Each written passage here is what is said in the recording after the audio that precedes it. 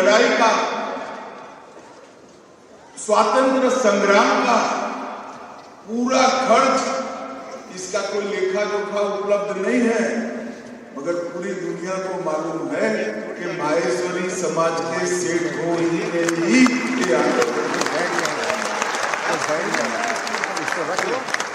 और जब देश आजाद हुआ, आजाद होने के बाद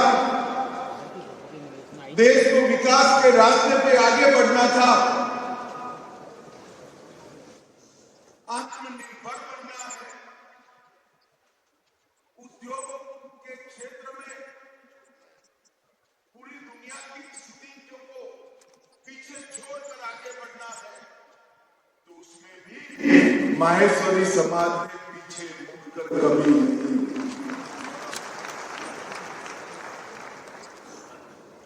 चाहे उत्पादन का क्षेत्र हो, मैन्युफैक्चरिंग का क्षेत्र हो, चाहे ट्रेडिंग हो, चाहे वेल्थ जनरेशन हो,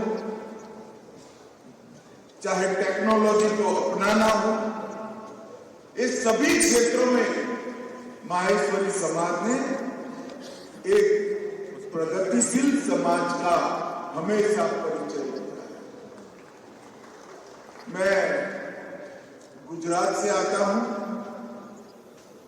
हमारे यहाँ मारवाड़ के भजनलाल जी जहां न पहुंचे रेलगाड़ी वहां पहुंच जाए मारवाड़।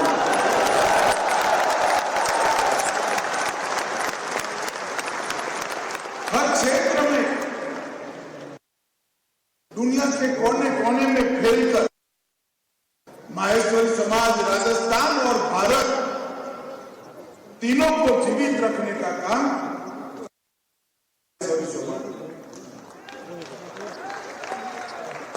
जब समाजों के आयोजन होते हैं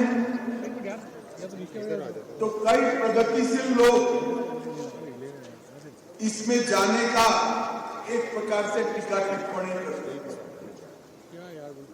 मैंने बहुत ऐसी टीका टिप्पणियों को झेला। मैं मानता हूं कि हमारे यहाँ समाजों की रचना, समाजों के संगठन और समाजों के इस प्रकार के महाकुंभ ये भारत को मजबूत करते हैं, कभी भारत को विघटित। अगर हर समाज अपने समाज के गरीब व्यक्ति की देखभाल स्वयं कर ले तो पूरे भारत की देखभाल अपने आप हो। अगर हर समाज आत्मनिर्भर बन जाए तो पूरा भारत आत्मनिर्भर। और मैं जानबूझकर भारत माता की जयकारा लगाया। जय महेश से बड़ा जयकारा भारत माता की जय जय माहेश्वरी। हमारे समाजों ने कभी देश को विघटित नहीं किया। ये संकुचितता का द्योतक नहीं है, इस संगठन का द्योतक। और संगठन से बनी हुई शक्ति न केवल समाज, देश के लिए भी बहुत उपयोगी होती है। आप जब 135 साल पूरा कर रहे हैं, इसीलिए भारत सरकार ने आपके इस पुरस्कार के लिए डाक टिकट भी जारी की।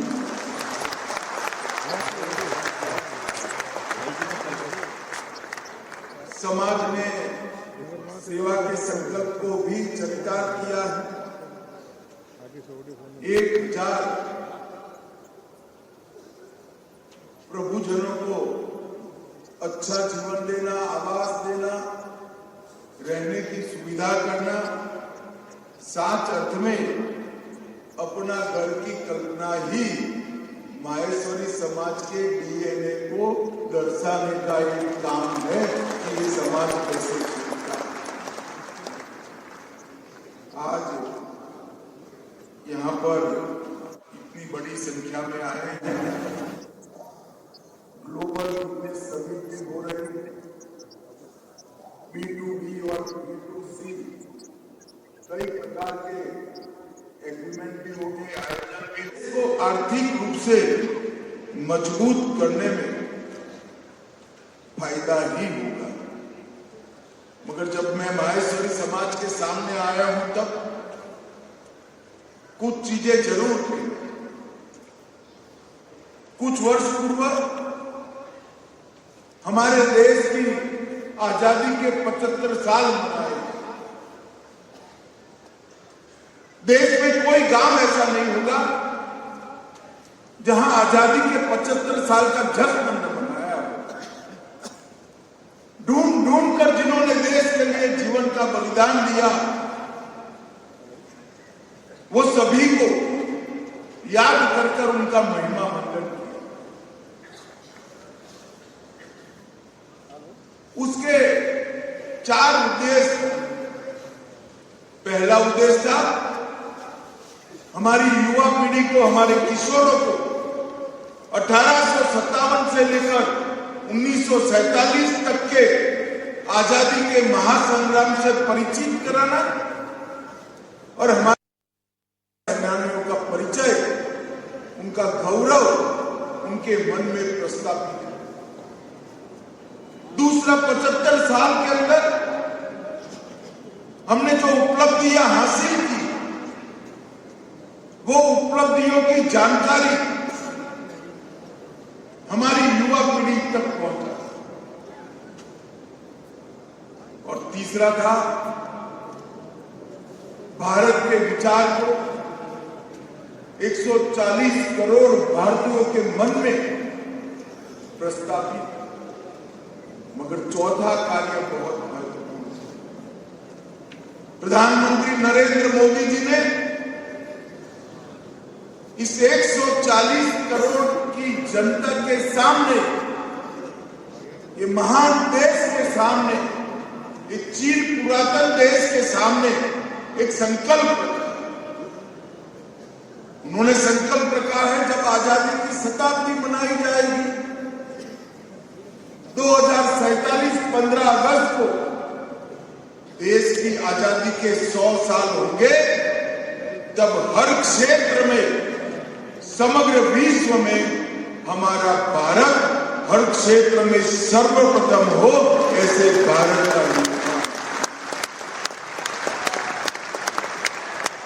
और देखते देखते देश के प्रधानमंत्री के मन से, मुंह से निकली हुई ये बात, ये संकल्प, 140 करोड़ भारतीयों का संकल्प।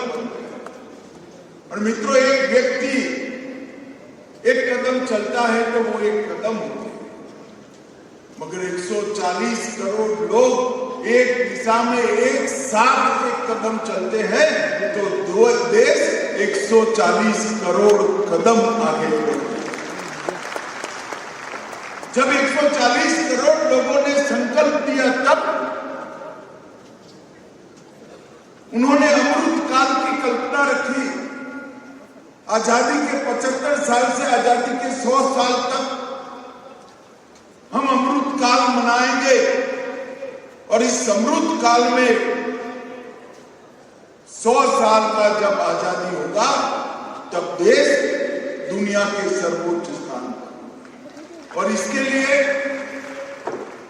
इन्होंने कुछ चीजें हम सब के लिए करी। इसमें से 3 चीजों का जिक्र मैं यहां जरूर करूंगा, क्योंकि तीनों चीजें माहेश्वरी समाज बहुत अच्छे से करता है। उन्होंने एक संकल्प लिया है कि भारत को आत्मनिर्भर बनाना। अब जब भारत को आत्मनिर्भर बनाना है तो उत्पादन के साथ जुड़े हुए हमारे सारे उद्योजक, अभी आप जो कर रहे हैं वो तो जरूर करिए ही करिए, इसको और बढ़ाइए, दुनिया में सबसे आगे बढ़िए, मगर साथ में एक ऐसी चीज का भी उत्पादन करिए जो भारत में नहीं बन रही है, वो चीज को भारत में बनाने की शुरुआत की। आत्मनिर्भर भारत की संकल्पना ही हमें दुनिया में सबसे बड़ा अर्थतंत्र बना सकती है। 2014 में 11 साल पहले जब नरेंद्र मोदी प्रधानमंत्री बने तब ये देश दुनिया की 11वें नंबर की अर्थतंत्र था और देखते देखते देखते 11 साल में हम 11वें नंबर से आज 4थे नंबर का अर्थतंत्र बने। आप लोग खुश हो, ताली बजा रहे हो, हर्षनाद कर रहे हो, करना भी चाहिए, मगर मैं बताता हूं अगले साल तैयारी करना, हम दुनिया का 3रे नंबर पर।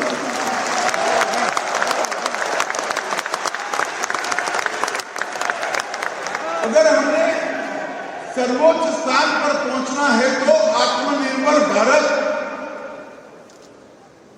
एकमात्र विकल्प।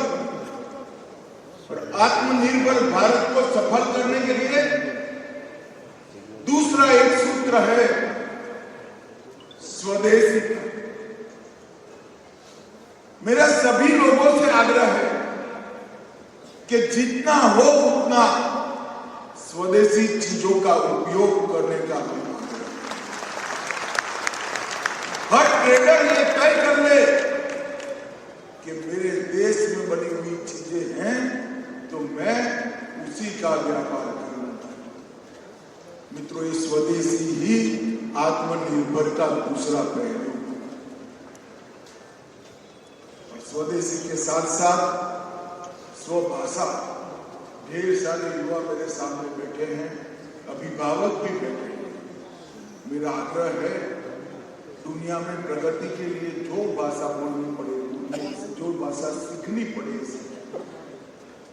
बोलने के लिए, सीखने के लिए जितनी भाषाएं सीखेंगे कोई विरोध नहीं है, मगर घर में बच्चों के साथ मारवाड़ी और हिंदी बोलनी।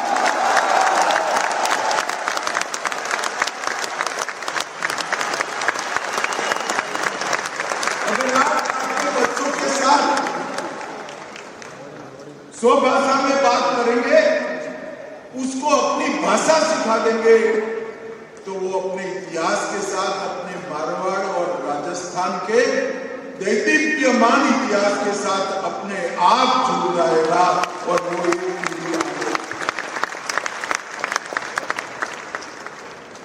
भाषा ही समाज को जिंदा रखती है, भाषा ही धर्म को जिंदा रखती है, भाषा ही संस्कृति को आगे बढ़ाती है।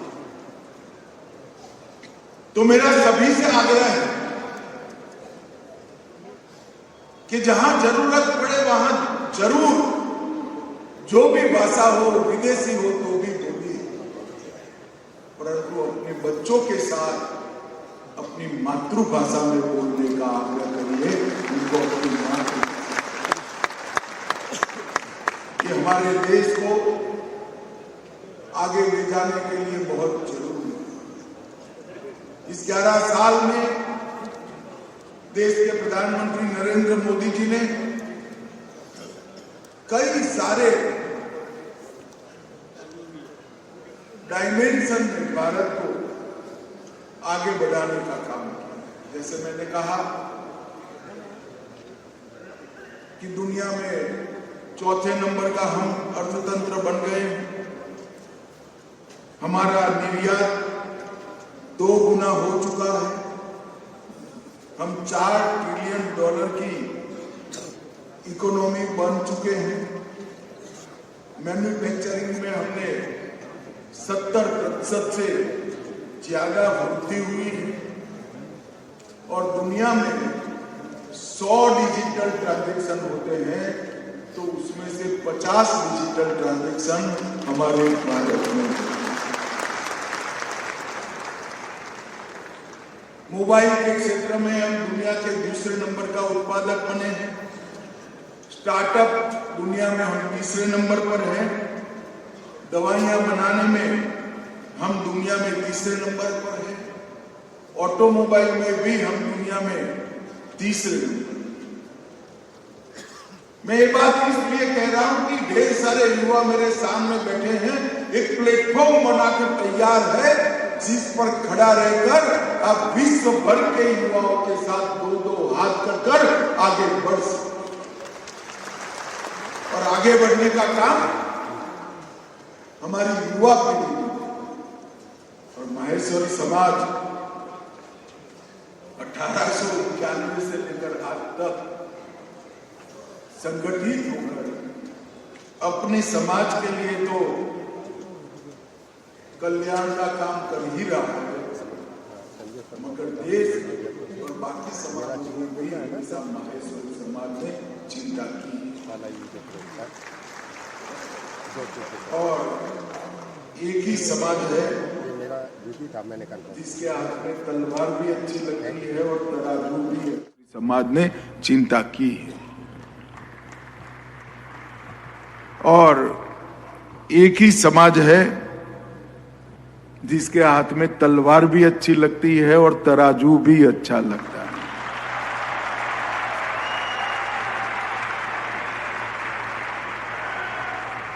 और आपने जहां जहां देश को जो जिस प्रकार की जरूरत पड़ी, हर क्षेत्र में आपने देश के लिए समाज एकजुट होकर रहा है। स्वतंत्रता सेनानियों की सूची गिनाने जाएंगे तो थक जाएंगे। इस समाज ने दिए हुए भामाशाहों का सूची बनाएंगे तो कई पृष्ठ भर जाएंगे। और इस समाज ने अपने मूल को पकड़कर रखने के लिए जो किया है, उसका जोड़ भारत के किसी समाज में नहीं मिल सकता। इतना अच्छा काम आप लोगों ने किया है। अभी राम मंदिर बन चुका, 550 साल के बाद रामलल्ला अपने भव्य मंदिर में विराजमान हुए।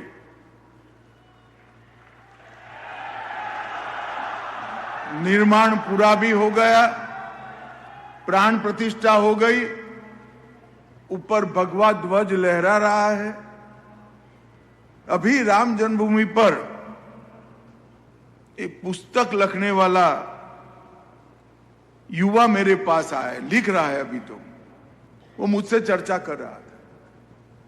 मैंने बोला भाई तुम मुझसे जो जानकारी ले रहे हो वो तो ठीक है, मगर तेरे पास क्या जानकारी है बताओ। तो उन्होंने कहा कि ये तो बाबर के जमाने से संघर्ष चल रहा है, लाखों लोग इसके लिए अपने प्राणों की आहुति दिए हैं, मगर आजादी के बाद सबसे पहली आहुति देने वाले दोनों भाई माहेश्वरी समाज।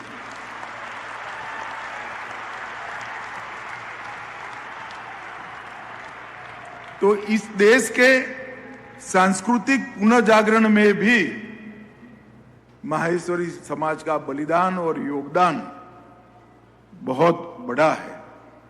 मैं आज इस मंच के माध्यम से माहेश्वरी समाज के युवाओं का आह्वान करने आया हूं कि देश को आत्मनिर्भर बनाने में आपका योगदान होना चाहिए। स्वदेशी आपके जीवन का मंत्र होना चाहिए और स्वभाषा हमारे व्यवहार में आनी चाहिए।